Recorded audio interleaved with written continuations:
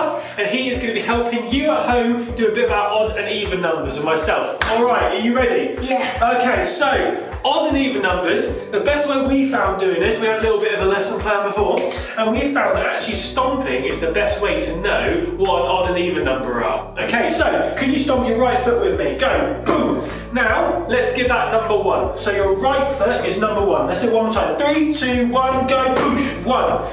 And then your left foot would be number 2. Okay, so let's do left foot. Bang. Now, so everything on your right foot is an odd number, and everything on your left foot is an even number, okay? So let's do some counting, alright? 3, 2, 1, go. 1, 2, 3, 4. Let's stop there, alright? So, how about you give me a number?